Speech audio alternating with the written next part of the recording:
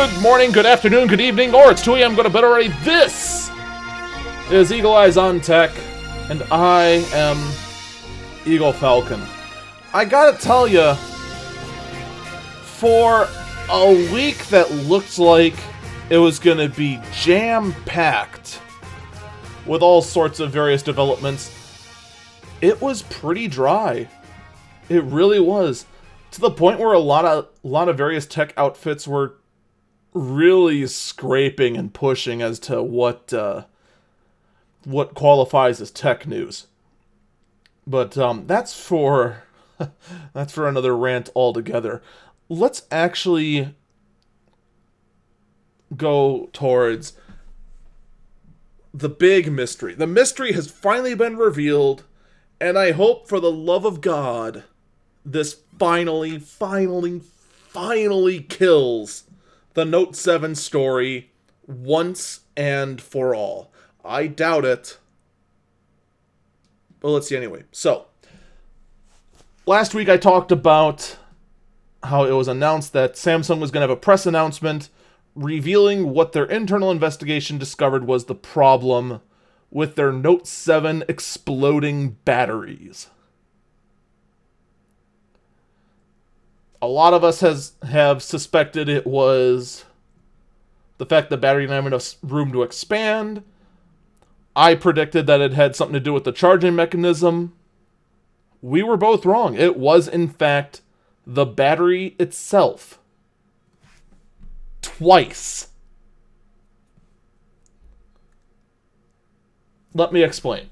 Samsung actually went into a gross amount of detail. Like, engineering levels amount of detail. And considering the fact that I do not have the attention span to focus on that, I'm going to give you the layman's terms. So basically, here's what happened.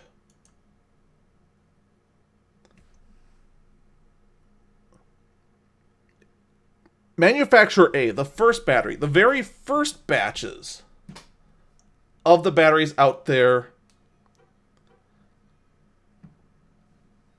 the various cells, which are actually sheets inside the battery, the negative nodes were bent,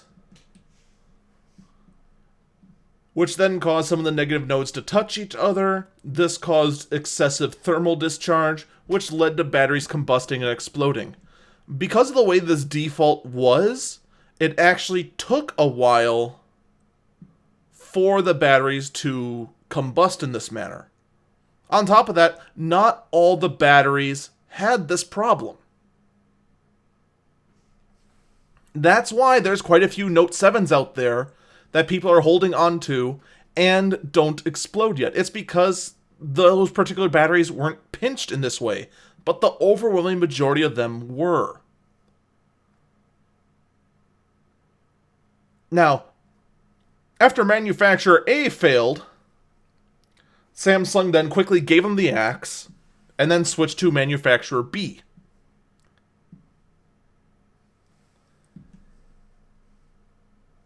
Manufacturer B, on the other hand, that inside the battery there wasn't enough room for it to expand.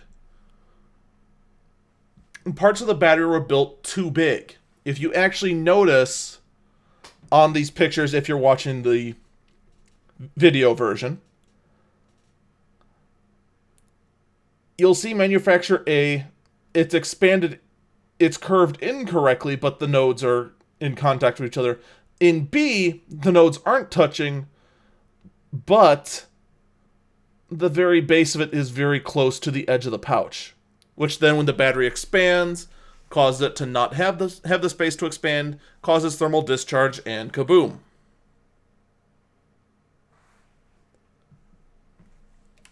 All Samsung had to do was just go with a manufacturer other than these two. In fact, what they could have done, and probably should have done, was just use the exact same batteries they use in the S7 Edge.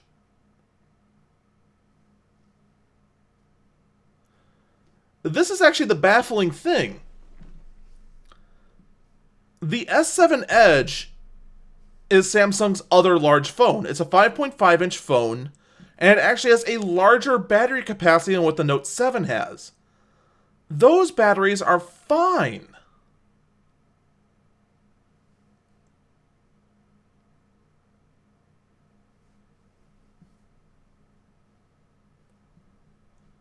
So it's absolutely baffling that they would have gone with two completely different manufacturers than the same manufacturer that manufactures batteries for them currently.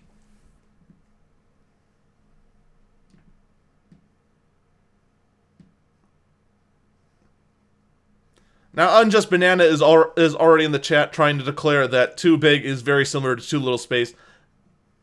We're talking about the internal construction of the battery. Not...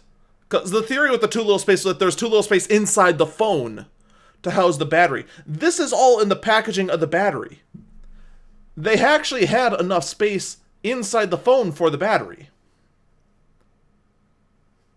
But they say from here on out they're going to have just a little bit more space in there, just to be sure. I really don't blame them for that.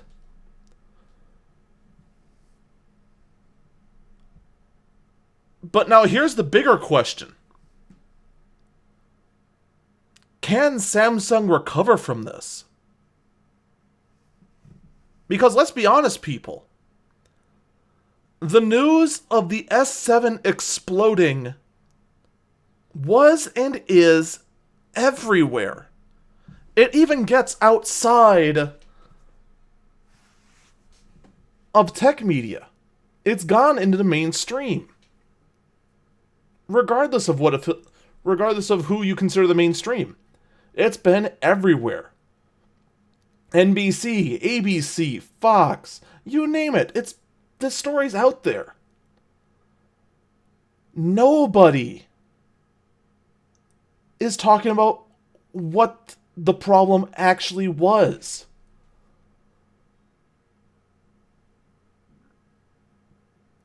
Because really, when push comes to shove, this is an easy fix. Manufacturer A, Manufacturer B, you're both fired. I never want to see you again. Manufacturer, whoever the heck made the battery for the S7,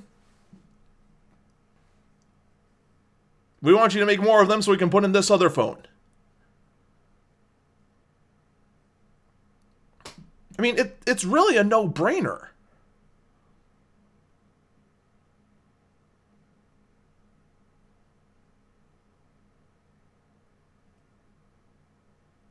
But that story is never going to be told through the mainstream now.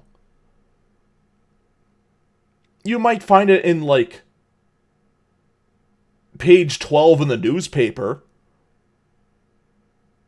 But that's about it.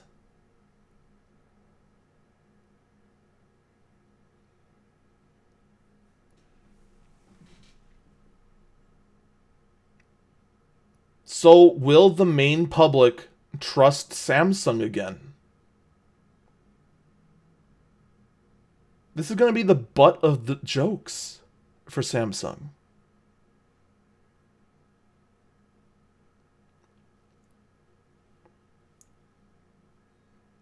And to answer Unjust Banana's questions, no, gremlins were not mentioned. There were no gremlins at the battery factory.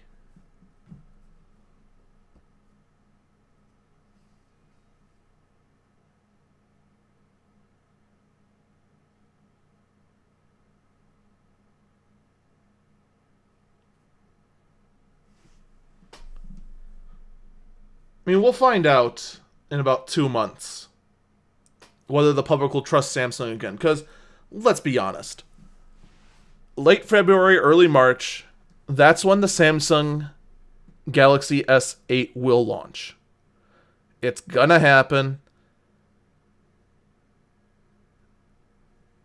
And that's about it. I mean, I have a hard time seeing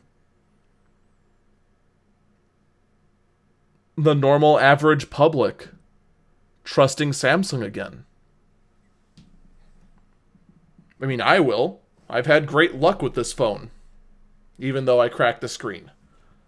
I do like my watch, even though I'm not wearing it. I'm not making a very good case for myself, am I?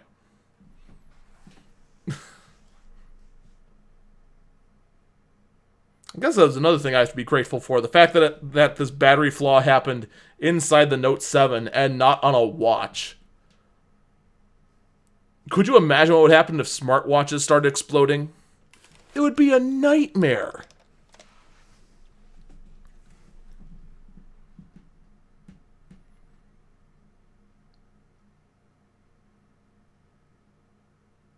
Well, enough about Samsung and their problems.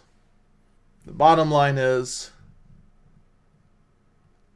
the S8 will launch, and I think it's going to do poorly. And it's going to be because of this and the fact that nobody wants to report on it. Let's talk about HP for a minute. Because HP has over 100,000 laptop batteries that are catching fire. Hooray!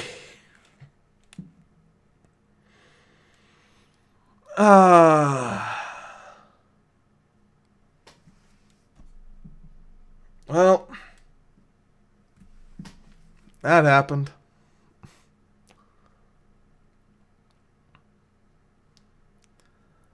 So, there's about over 100,000 lithium-ion batteries used by HP's laptops, including HP ProBook, HP Envy, Compact Presario, and HP Pavilion notebooks sold between March 2013 and October 2016. So if you have a brand new consumer-grade HP laptop or an HP ProBook, you should get that looked at. EliteBooks seem to be omitted from the problem. Same thing with the ZBooks. So if you have HP's Peasant line, that apparently has exploding batteries. God, that sounds absolutely terrible when I say it like that, doesn't it? That should be the new headline. HP doesn't care about the Commonwealth and the common folk.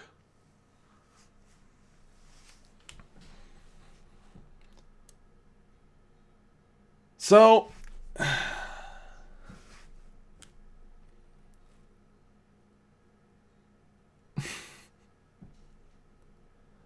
yeah. So let this be yet another public service announcement. If you have an HP laptop, either an HP ProBook, HP Envy, Compact Presario, or an HP Pavilion notebook, sold between March 2013 and October 2016, check the website at hp.com. I'm sure they made it super easy to find the recall site. Your battery might need to be recalled. Now, Unjust Banana in the chat makes an excellent point, and I'm only jealous that I didn't think of it myself, because that's totally a thing I would have thought of, and should have thought of, which really just shows how off my game I am today.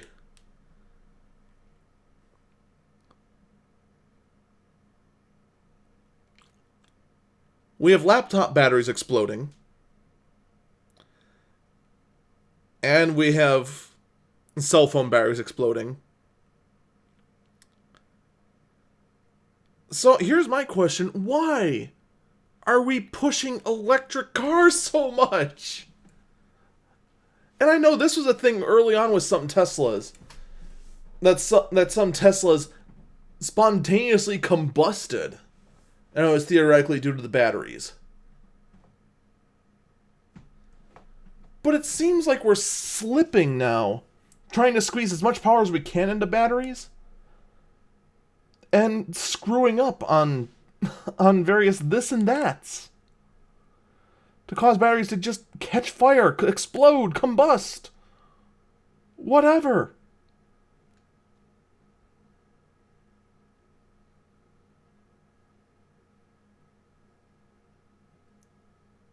We have now somehow, by some strange twist of fate, made it a bigger risk to drive electric cars and having them catch on fire than the cars that actually use flammable liquid.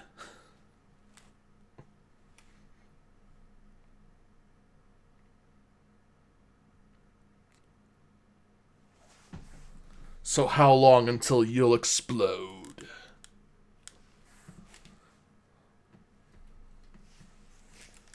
But in all seriousness, do check your HP laptop if you got it recently. Check the HP site. There's a decent chance your battery needs to be recalled. So get that looked into. Please. Let's get off the exploding battery topic, because really it's starting to make me paranoid and look around the room going, what's going to kill me next? Are the double A's going to uprise and take over the world? Now let's talk about a Steam client update. Steam, if you somehow don't know, that is the program within Windows. Well, not, you know what I mean. A program for Windows that pretty much every gamer uses to get their games. Despite everyone's best attempts to be the new Steam, Steam is still the only Steam, and therefore is the top place to get PC games. One thing that is lacked was the ability to move game locations. So let's say I was installing all my games on my SSD. My SSD is very small on my computer. It's only 128 gigabytes. Well, now the SSD is full. And I'm like, man, I wish I installed that on a different hard drive. Well, now you can add another hard drive and then move the games to that hard drive. All you have to do is right-click on any installed games, go to Properties, click Local Files, and then click Move Install Folder. Huzzah, huzzah, huzzah. Finally.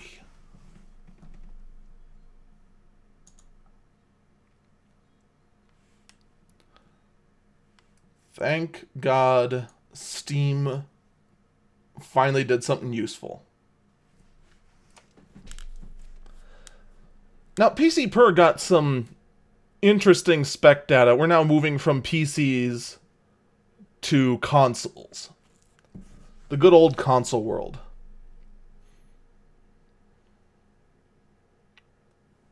And it's talking about Project Scorpio. Project Scorpio, which I'm not sure actually if it has a real name yet or not. Does anyone have any idea?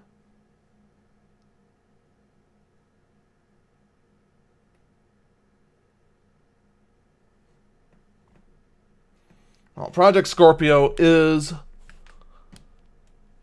pretty much the Xbox One 2.0.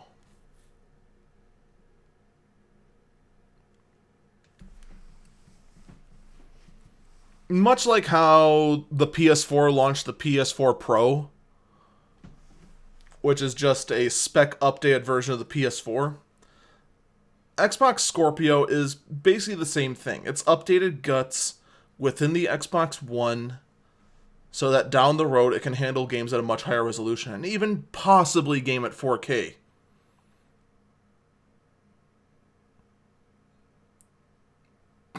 Okay. I'll believe that.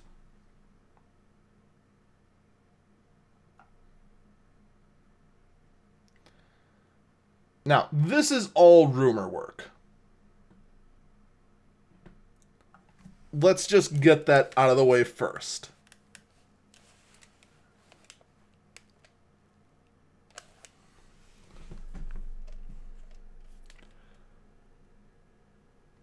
The white paper unveils a few interesting details about how Project Scorpio is expecting to provide higher performance.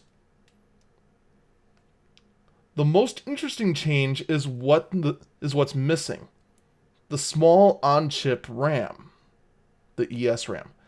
Microsoft claims that the higher global memory bandwidth removes the need to have it on Project Scorpio.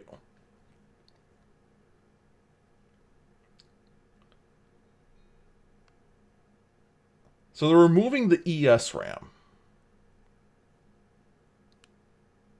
Okay then. Are they actually going to talk about anything other than the missing ESRAM?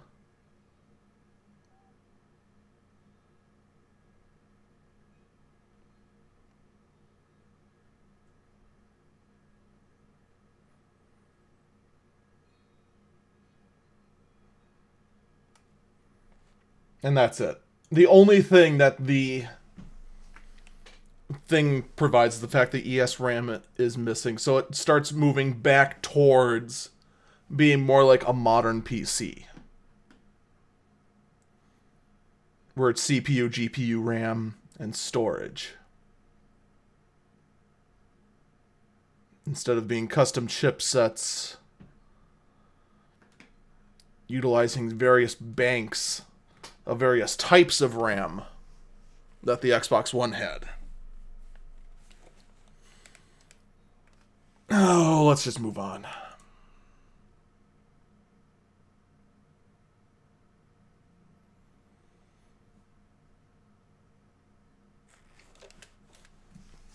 There was an update recently to the Amazon Echo. I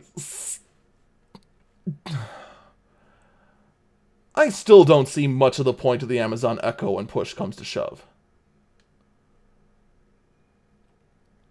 I mean, it's kind of neat for what it does, but it's not something I still think I need at all. But it is hands down the new hotness. And finally, every single super nerd out there can now change the command word for the Amazon Echo from Alexa to computer. So now all of you who have an Echo and are a super nerd, which I imagine those two groups overlap a lot. You can now in the settings change it so that you can say, computer, turn off the lights.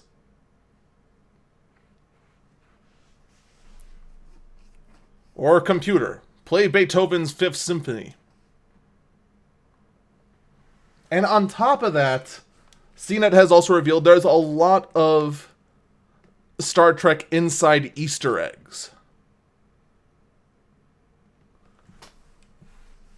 Such as if you say, computer, beam me up, it'll respond with, at warp speed, I can't do it, Captain. And other such various this and that's. And I'm not going to lie, that is kind of cute. But despite that, I still cannot convince myself I need an Amazon Echo. I just can't.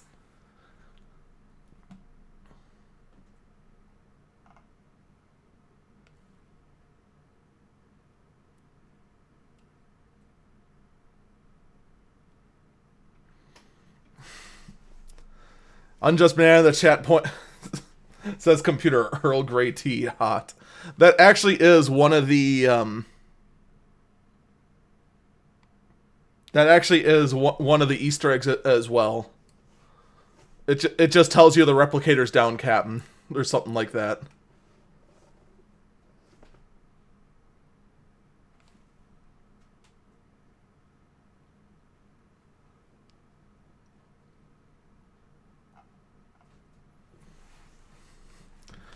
And Black Jesus in the chat also points out you can tell it to turn the heat up and down. Yes and no. You can tell to do that if your thermostat supports that. Now, in my case, that doesn't help me at all. Because my thermostat is, in fact, an old hunting well. And I imagine a lot of people who are kind of, I'm trying to think of the right word.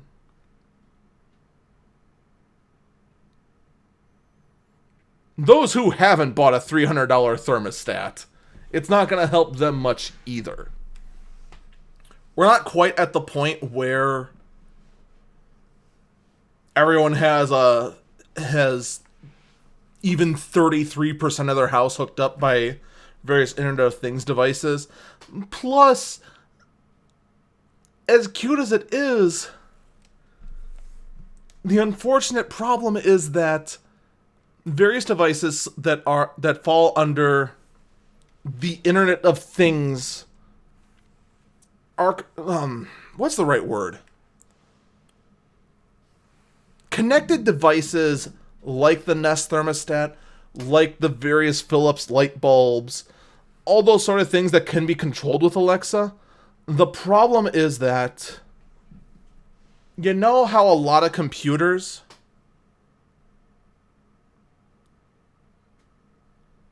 are the targets of hackers for things called botnets? Unfortunately now, a lot of the connected devices are the new targets. I'm not even kidding when I say one of the biggest botnets out there that are used for cyber attacks is made up by compromised light bulbs.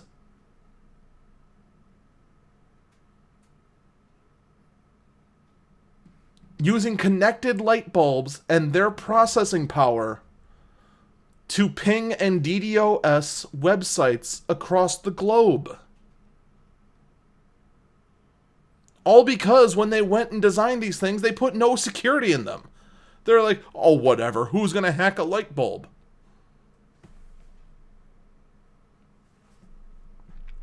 Surprise! And I'm not sure where the source of that particular botnet is. My first instinct is to say that it's Russian, because a lot of Russian hackers love making giant botnets. But at the same time, I really hate feeding into the meme that Russian hacking is responsible for everything, because that is, on itself, just getting really, really annoying.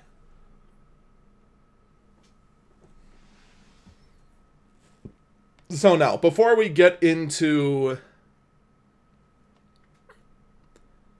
a discussion about economically building up streaming and gaming rigs,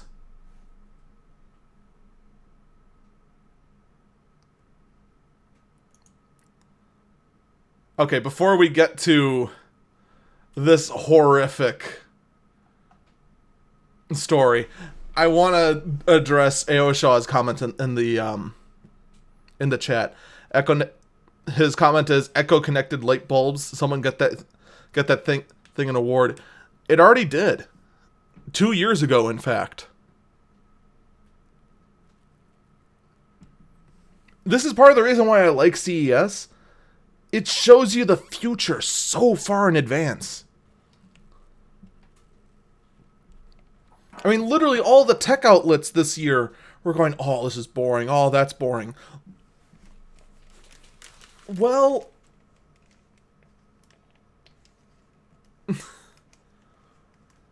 it's all things that are coming in the future, and quite frankly, I can't wait for actually secure light bulbs that are less likely to be controlled by evil Ukrainian hackers or whatever. I can't wait for that stuff to become economical. Right now it isn't. Now, we need to talk about this nightmare scenario. Of which the chat is already beating me to every single joke I came up with in a truck when I first found out about this.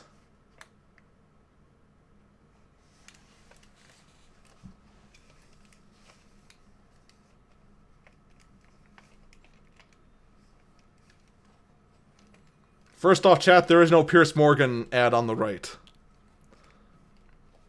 So,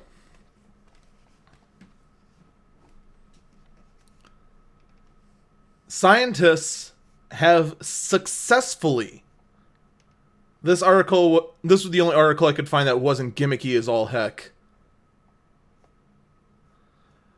The scientists have successfully created a human-pig hybrid embryo.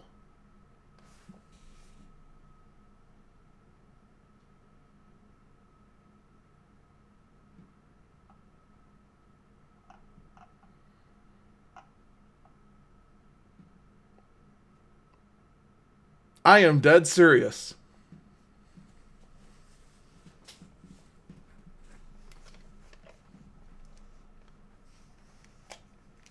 Now, the first thing you might be thinking about is, why? Why on earth would anyone make a human pig embryo? The next thing you're then joking about is that the pig people are coming to take over. Or that Krieger from Archer has successfully made Pigly. Or, of course, you thought the first thing I thought of. My God, Al Gore was right. Man-Bear Pig is coming for us all. We should have listened. We should have listened. We have to stop Man-Bear Pig. But let's be realistic now. The reason a human pig embryo is actually really useful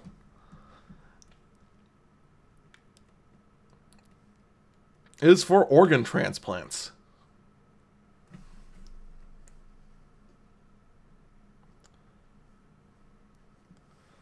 That's the sole reason that it's done.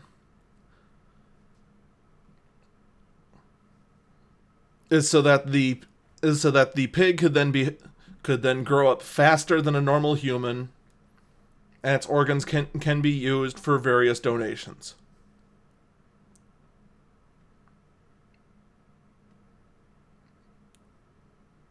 And just like that, the comments for this entire podcast became an ethical debate that is going to inevitably devolve into a flame war about the ethics of creating a human-pig hybrid to then kill to harvest its organs.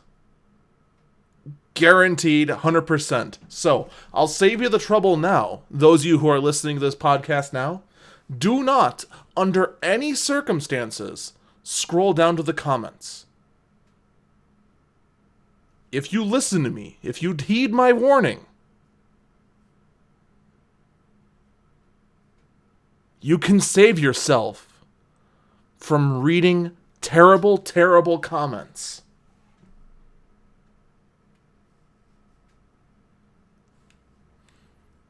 It's already happening. It's in fact already happening in the live chat. I am now being accused of being Hitler. We have already gone down to rock bottom. I will say this much about it, because all I've done so far is provide you the facts. I haven't given you my opinion, other than the jokes I came up with while driving a truck when I heard this story the first time.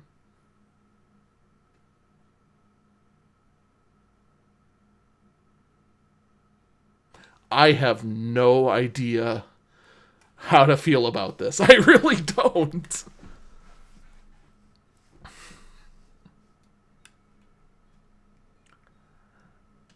I mean, yeah, it might be a huge medical advancement, but on the other hand, you are literally creating a new life for the sole purpose of murdering it. To which then you can then counterpoint with, yeah, that's how farms work, idiot. So I'd say, yeah, but it's a new race being created for the sole purpose of being killed. To which then the counterpoint can once again be, yeah, and we create a new strain of grains for the sole purpose of harvesting and eating. And I can go back and forth like this forever until my head explodes.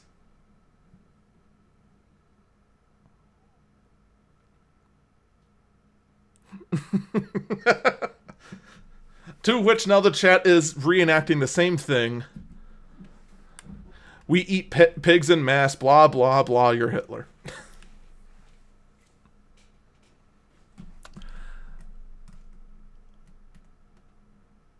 So then, while this whole ethical dilemma continues forth, and mad scientists create human-pig hybrids, people can then debate whether the human-pig hybrids should have a chance to live, which there's probably about a 50-50 shot that they will grow up in massive pain and go, "Kill me! For the love of God, kill me! It hurts to live!"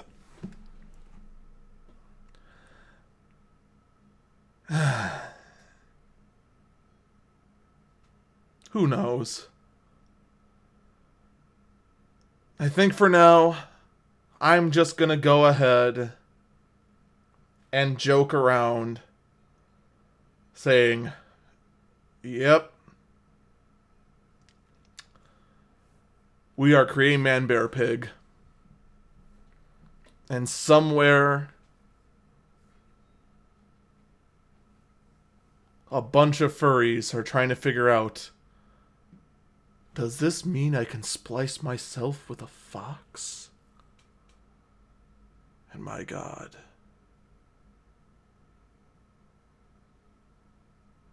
No.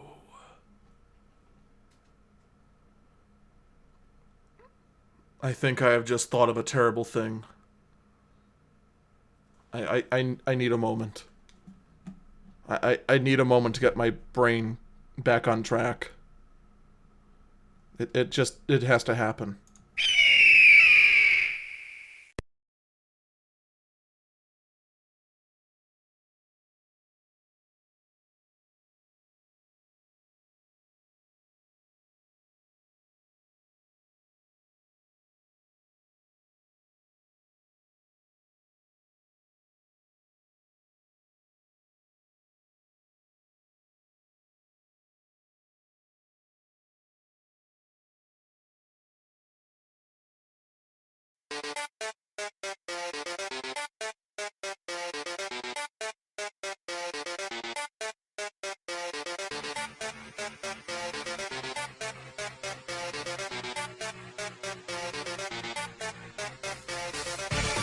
Welcome back, Eagle Eyes on Tech.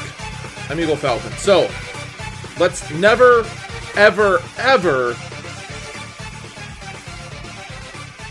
think about how evil scientists will make a fake furry agenda that doesn't exist actually happen. And instead focus on a question I got on my Twitch Discord. The question ended up coming up as, what's the most economical way to start streaming? And now, this can go a number of ways, and it really depends on how you plan on streaming on Twitch. Because here's a few things to keep in mind.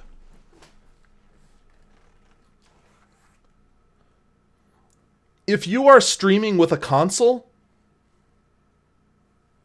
you can do it on basically a toaster. I mean, not literally a toaster, but it doesn't take much CPU power to stream using OBS or XSplit. Here's basically the rule of thumb.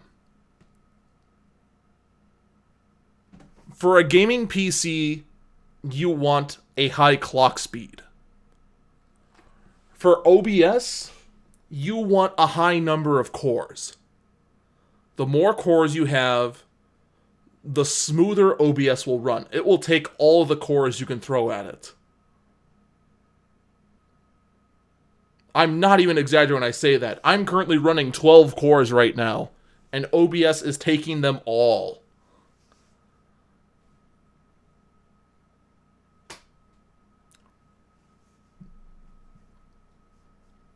So, if you're going the route that I did, which is using a used workstation, the key is to look at the processor and the age of the machine.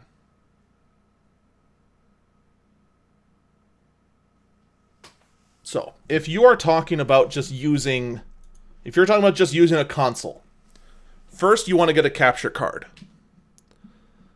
You'll want something that has a decent latency. You don't want something that uses USB 2.0. That's kind of a bad idea. What I use, the few times I've used a capture card, is this guy right here. This is the Razer Ripsaw. It's a little bit on the high end, but it'll definitely get anything you... It'll do whatever you want. It's basically what push comes to shove. Now, you can stream directly from the console, but this means that you lose a lot.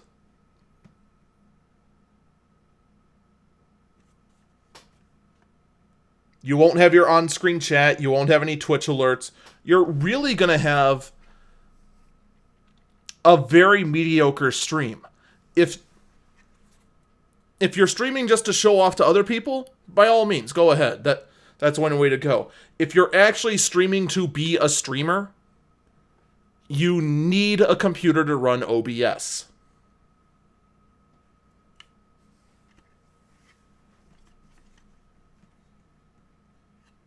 The capture card is almost irrelevant. Just make sure it's either plugged into the computer via PCI Express or uses USB 3.0.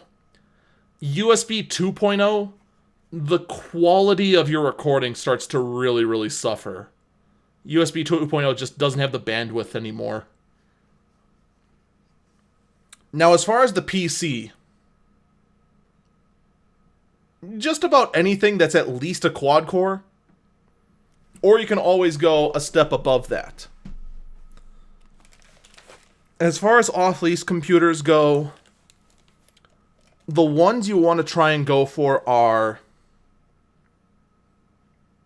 the HP Z workstations or the Dell Precisions. The bare minimum you want to be at for Dell Precision is T3500, 5500, or 7500. Just as long as the last three digits are 500. And any of the HP Zs. So HP Z 400, 600, or 800.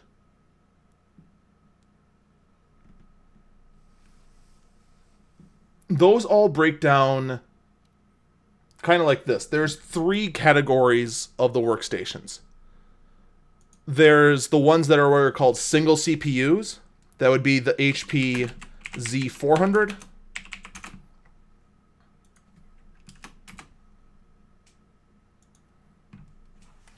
And those look like this. They're pretty much your basic tower. On the inside, they store 2 hard drives. They have 3 optical drives and 1 processor on the inside. Nothing real special. But the important thing is the processor they shove in them is almost always a quad core. And on top of that, because it is considered a workstation, you do have a 6-pin power connector to add a higher-end graphic card. Most used computers, unless they're a gaming rig and therefore are way high-priced, are not going to have the 6-pin adapter for a graphic card.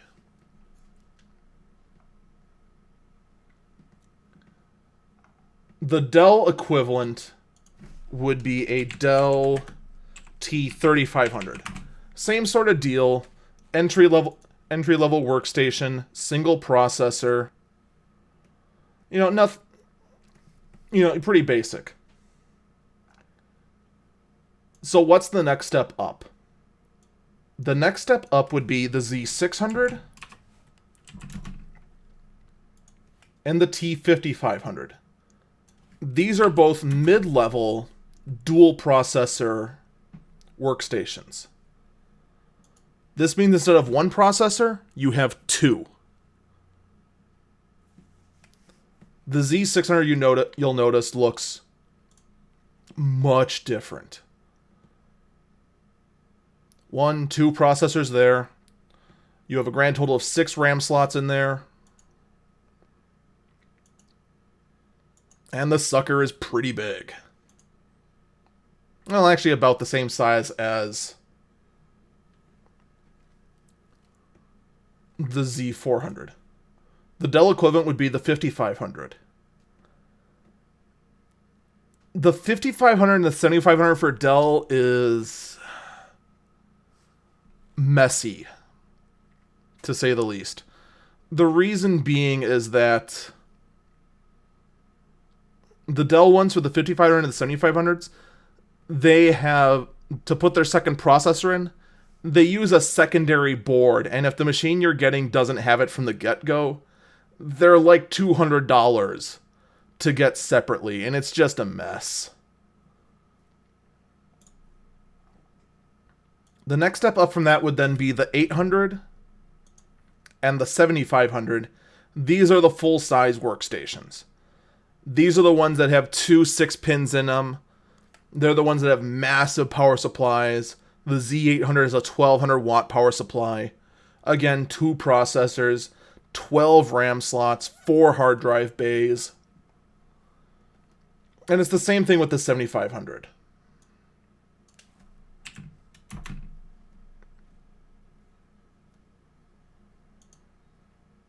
The 7500, in fact, is actually even bigger than the Z800, seeing as how it has 4 optical drives as well. And the main reason I point out these particular workstations is because they're going to be the cheapest point of entry. So, I mean, HP Z400, if you look up on eBay, you can find one that is either a quad-core or a 6-core, just right off the bat. Quad-core at $189. 6-core at 2.9 gigahertz per core, $250. That's not bad. That's not bad at all, actually. You can even find one that's even lower. However, this particular one, no hard drive, you got to provide your own. That's at $80. So right then and there, you've actually got a pretty decent way in. There is one thing to keep in mind about these particular workstations I pointed out. They don't have USB 3 from the get-go. You have to have an add-in card for it. So either make sure you get one with it, or get a capture card that's PCI Express.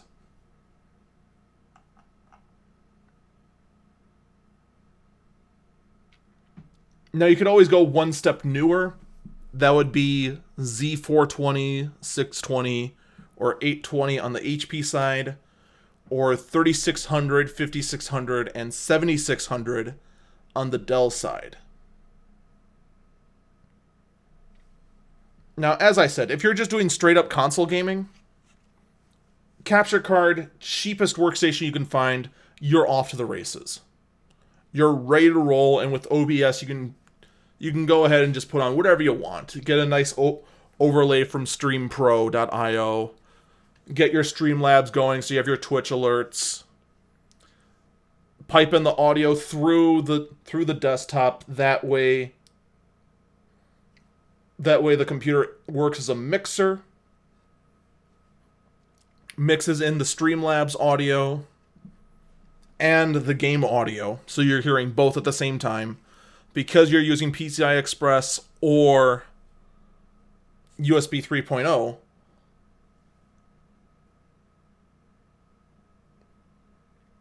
you won't have any latency.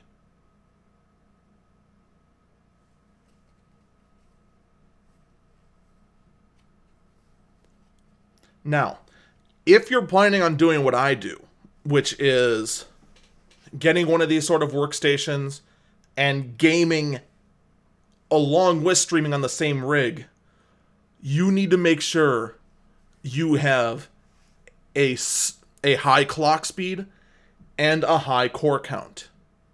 My core count is 6 physical cores, 12 virtual cores. Now, this Z400 comes close. The only difference is that this stops at 2.9. I'm at 4.7. And that thing can turbo boost up to 3.8. I mean, I'm at 3.47. And it can turbo boost up to 3.8. The particular one I use is a Z800. Those can get a bit expensive.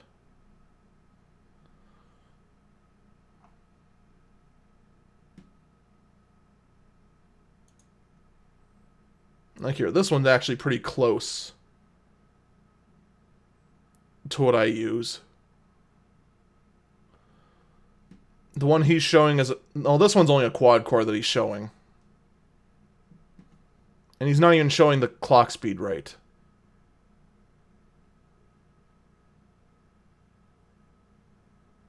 Wait, what is he doing? That might be fully turboed.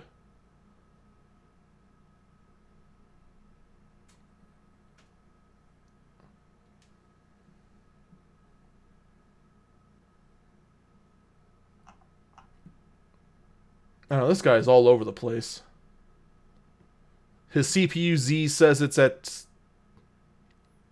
3.6.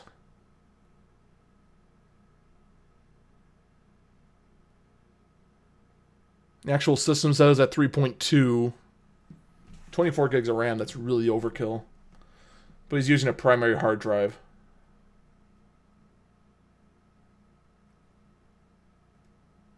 And he's getting no bids. Rip.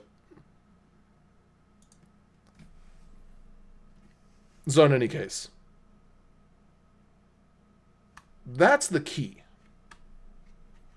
Then, if you go this route and you plan on gaming on the PC, you have to add in a modern graphic card. Because you're talking about buying a computer that's 11 years... Oh, not 11 years old. How old would it be? It would be 6 years old.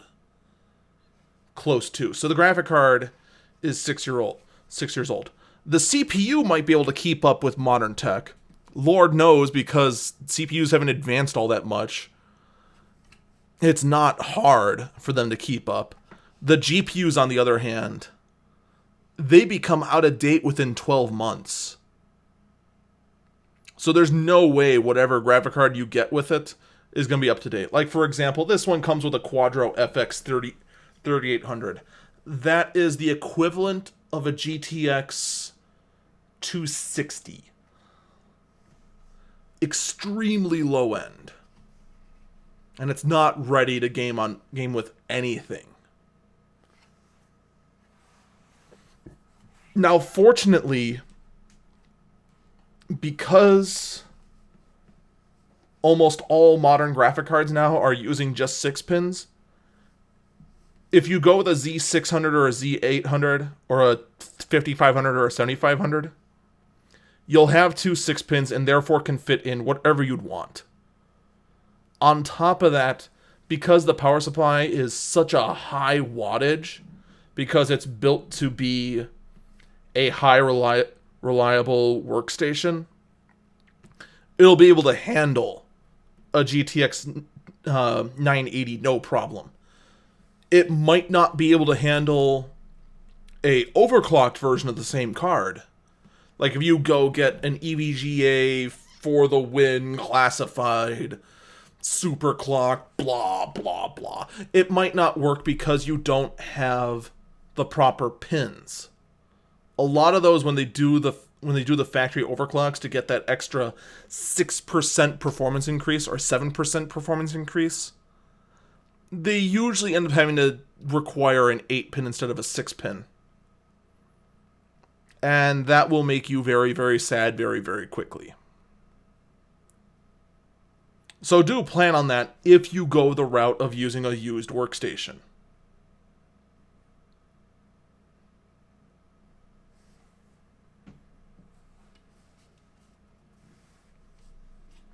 And also do keep in mind, if you do go the route of using a used workstation, you could always grab 2 computers and connect them with a capture card. It could end up cheaper. Just the key with doing it this way is that you have to plan it out. Do some shopping, do some planning, and budget yourself out before you do any sort of buying. Because you may find out getting one Z800 for gaming and then getting a Z400 on the cheap as your streaming rig plus a capture card, you might find out your costs actually come really close to building a computer itself. So, there you go. That concludes my segment on how to use used off-lease computers for streaming. It basically boils down to pay extremely close attention to the parts, to the components, and pay attention to those details. A lot of these guys, like this guy here, trying to claim that his Z800 uses an i7 975 Extreme, which it doesn't and can't, I might add.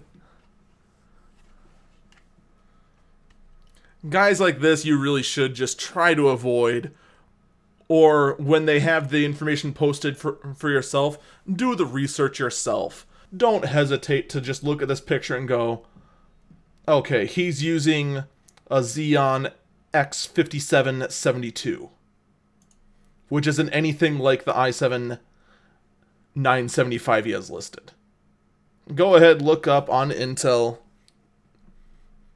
X5672.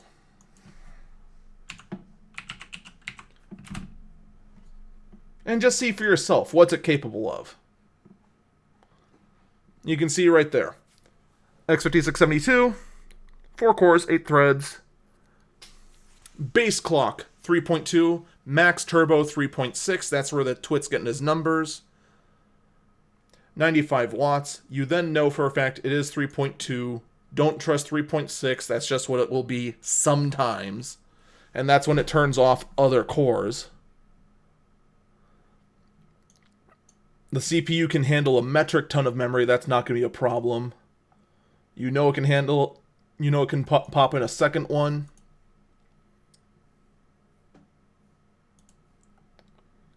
And so on and so forth. In fact, actually, take a look at this guy. He's asking $389 for that one. Let's see how much it would be to double up on that processor. Oh, I should say, for systems like the Z800 that are dual processors, if you put in 2 processors, they have to be identical processors. You cannot add, say, this quad-core processor and an 8-core processor on the same board. You can't. It has to be the exact same processor. So you can look up that one and find out, hey, look, that same processor is only going for $40 from this other guy.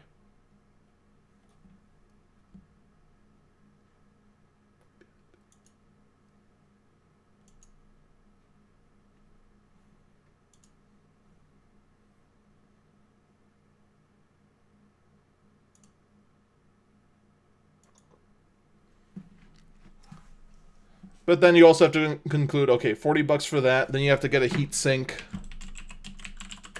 for a Z800.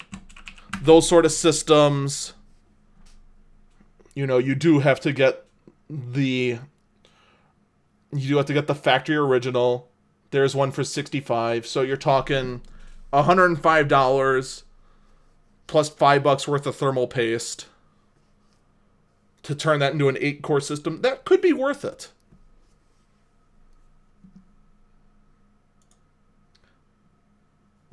But again, the key is to do the research. I cannot stress that enough. That is a major key factor when going through used computers. But that's going to do it for me, guys. Thank you all for watching and or listening. Please do subscribe either on YouTube where you watch the video version or on Podbean where you found the audio version. When we normally do record at noon, that may be changing. Follow me on Twitter to find out more details. Take care, rest well!